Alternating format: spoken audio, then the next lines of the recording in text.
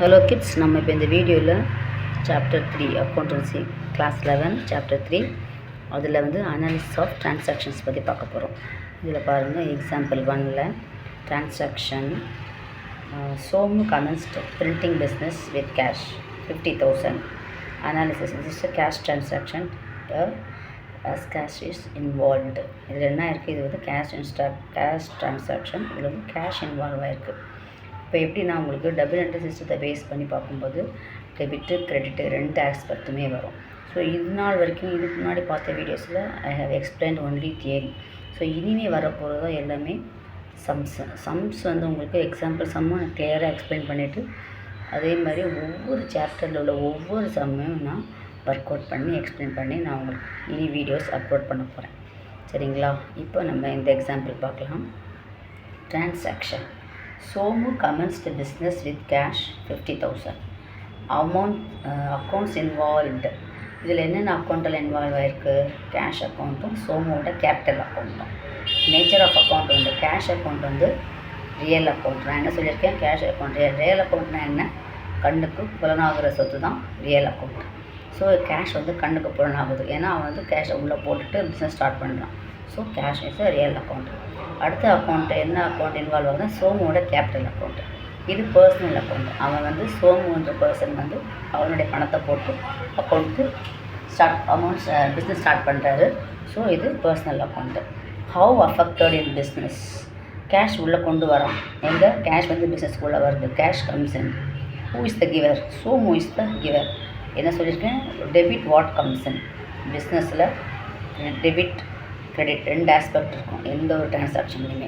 So cash உள்ளே வருது, அதை நீங்கள் டெபிட்டில் வைக்கணும். சோமு யார் கொடுக்குறா? கிரெடிட் த கிவர்.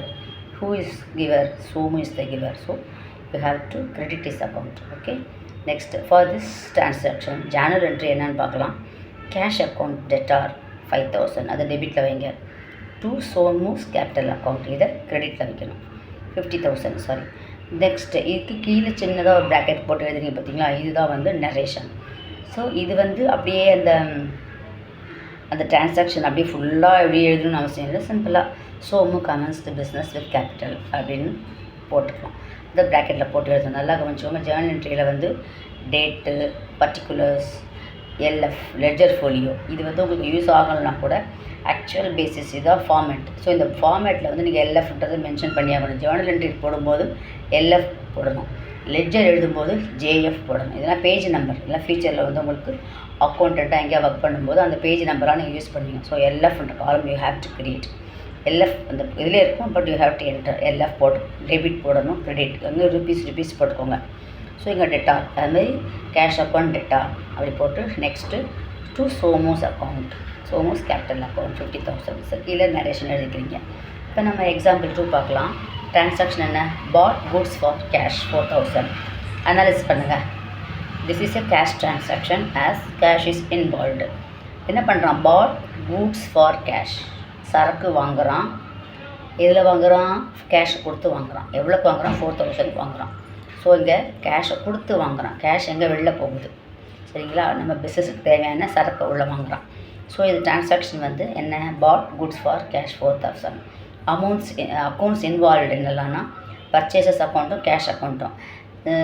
பிஸ்னஸுக்கு தேவையான சரக்கை உள்ளே வாங்குறது பர்ச்சேஸ் பண்ணுறதுங்க வரும். ஸோ அது அந்த நேச்சர் ஆஃப் அக்கௌண்ட் வந்து நாமினல் அக்கௌண்ட்டு ரியல் அக்கௌண்ட்டு உங்களுக்கு அஃபெக்ட் ஆகுது. பர்ச்சேஸ் அக்கௌண்ட்டுக்கு நாமினல் அக்கௌண்ட்டு, கேஷ் அக்கௌண்ட்டுக்கு ரியல் அக்கௌண்ட். நான் சொன்னேன் கண்ணுக்கு புலன்பட்ட சொத்து தான் ரியல் அக்கௌண்ட்டு. ஸோ பர்ச்சேசஸ் அக்கௌண்ட்டுங்கிறது இது வந்து எப்படி நம்ம பிஸ்னஸ் அஃபெக்ட் பண்ணுது? எக்ஸ்பென்சஸ் மேடு, நம்ம செலவு பண்ணியிருக்கோம். எதை வாங்க? சரக்கு வாங்குறதுக்கு, குட்ஸ் வாங்குறதுக்கு எக்ஸ்பென்சஸ் பே பண்ணியிருக்கோம், அமௌண்ட் பே பண்ணியிருக்கோம். So cash is going out. So இதை என்ன பண்ணுறீங்கன்னா பர்ச்சேசஸ் அக்கௌண்ட்டை டெபிட்லேயும் கேஷ் அக்கௌண்ட்டை கிரெடிட்லேயும் வைக்கணும். ஏன்னா கேஷ் வெளில போகுது. So debit comes in, credit goes out. அந்த நீங்கள் லா படிச்சிருப்பீங்க, அந்த ரூல்ஸ் படிச்சிருப்பீங்க டபுள் என்ட்ரி சிஸ்டத்தில். ஸோ அதை இங்கே கொண்டு வந்து இங்கே அப்ளை பண்ணுங்கள். கேஷ் அக்கௌண்ட்டு நீங்கள் கிரெடிட்டில் வைக்கணும். இதெல்லாம் அதாவது அக்கௌண்டன்சி வந்து நீங்கள் தியரியை நீங்கள் நீட்டாக படிச்சிட்டிங்கனாலே உங்களுக்கு வந்து ரொம்ப எக்ஸ்பிளேஷன் தேவைப்படாது. தியரி நீங்கள் என்றைக்கு டச் பண்ணாமல் டைரெக்டாக சம்முக்கு போகிறீங்களோ அப்போ தான் உங்களுக்கு ஒன்றுமே புரியாது. மொட்டை தலைக்கு முழங்களுக்கு முடிச்சு போட்ட மாதிரி கன்ஃபியூஸ் ஆவீங்க. ஸோ தியரியை தரோவாக படிக்கணும். நல்லாவே மார்க்ஸ் ஸ்கோர் பண்ணலாம் அக்கௌண்டன்சியில். நெக்ஸ்ட் பாருங்க, இந்த ஜேர்னல் என்ட்ரி எப்படி போடுறது. பர்ச்சேசஸ் அக்கௌண்ட் டெப்டார் அமௌண்ட் எவ்வளோ 4000. அப்புறம் டு கேஷ் அக்கௌண்ட் அது சிம்பிளாக எழுதிக்கோங்க. இங்கே நரேஷன் பாருங்கள், கேஷ் பர்ச்சேஸ் மேட் அவ்வளோதான். இந்த 4000 4000 டெபிட்லேயும் கிரெடிட்லேயும் போடலாம். நெக்ஸ்ட் எக்ஸாம்பிள் 3 பாருங்கள், பர்ச்சேஸ்ட் கூட்ஸ் ஃப்ரம் ராகுல் for 10,000 on credit. What's the meaning for this? Purchase பண்ணுறான், எதை பர்ச்சேஸ் பண்ணுறான்? குட்ஸு. யார்கிட்டேருந்து வாங்குறான்? ராகுல் கிட்டேருந்து வாங்குறான். எவ்வளோக்கு வாங்குறான்? 10,000 வாங்குறான். On credit. What's the meaning of credit? கிரெடிட்டுங்கிற இடத்துல கடனுக்கு வாங்குறான். அப்போது this is a credit transaction. இது ஒரு கடனுக்கு வாங்கப்பட்ட நடவடிக்கை. டிரான்சாக்ஷனோட எக்ஸாக்ட் தமிழ் மீனிங் நடவடிக்கைன்னு அர்த்தம். இப்போது டிரான்சாக்ஷன்ஸ் பர்ச்சேஸ்ட் குட்ஸ் ஃப்ரம் ராகுல் for 10,000 on credit. Accounts involved. Purchase account, ராகுல் account. Here there is no cash transaction. Children listen clearly. இது கடனுக்கு தான் வாங்குறாங்க. கேஷ் வெளியே போகவும் இல்லை, கேஷ் உள்ளே வரவும் இல்லை. அப்போ கேஷு இன்வால்வ் ஆகலை. அப்போ இதில் யார் இன்வால்வ் ஆகிருக்கா? யார்கிட்டேருந்து வாங்குறாங்க? ராகுல் கிட்டேருந்து. ஃப்ரம் ராகுல். ஸோ ராகுல் அக்கௌண்ட்டை உள்ளே கொண்டு வரணும். இங்கே நேச்சர் ஆஃப் அக்கௌண்ட் பாருங்கள். பர்ச்சேஸ் அக்கௌண்ட் வந்து நாமினல் அக்கௌண்ட்டு, ராகுல் account personal account. So expenses made for get goods. How affected இன் பிஸ்னஸில் பாருங்கள். ராகுல் is the giver. Who is the giver? Who is giving amount to purchase the good. Rahul is giving. So expenses made. Purchases account debtor to Rahul account credit வைக்கணும். So debit purchase account, credit ராகுல் account. Journal entry பாருங்கள். இதுதான் உங்களுக்கு date, particulars, LF, டெபிட்லாம் கிரெடிட்லாம் போட்டு purchases account debtor amount 10,000 to ராகுல் account. ராகுல் அக்கௌண்ட்டுக்கு கிரெடிட்டில் வாங்கிடுங்க. ஸோ 10,000 போடணும்.